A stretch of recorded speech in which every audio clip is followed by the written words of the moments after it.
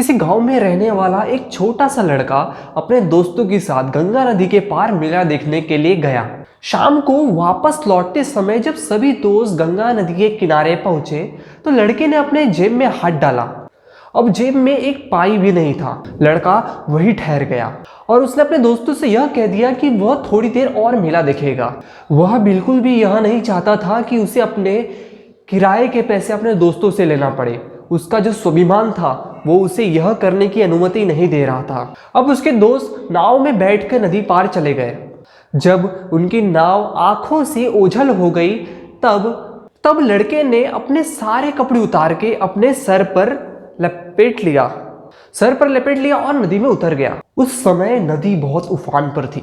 बड़े से बड़ा तैराक भी आधे मील चौड़ा पाट पार करने की हिम्मत नहीं कर सकता था। पास खड़े मलाहों ने भी लड़के को रोकने की बहुत कोशिश की। उस लड़के ने किसी की ना सुनी और ना किसी की परवाह करते वो नदी में तैरने लगा। पानी का बहाव बहुत तेज था और नदी भी काफी गहरी थी। रास्ते में एक नाव वाले ने उस लड़के को अपने नाव पर आने के लिए कहा, लेकिन लड़का वहां रुका नहीं।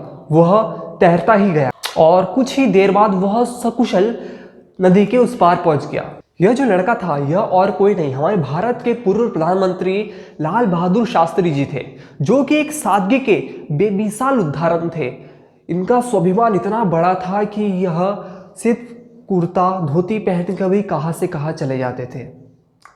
यह जान के बहुत दुख होता है और कहने में भी बहुत दुख होता है कि हमारे यहाँ ऐसे जो बड़े बड़े नेता हैं या बड़े बड़े जो उदाहरण है, जो महापुरुष है, उनके साथ ऐसी ऐसी घटनाएं हो जाती है।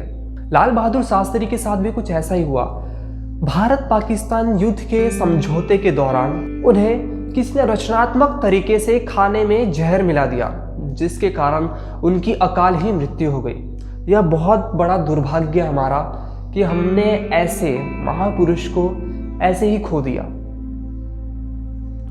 तो मैं था सैवी मिश्रा और आप देख रहे थे जीता जागता, और एक नई कहानी हम लाएंगे।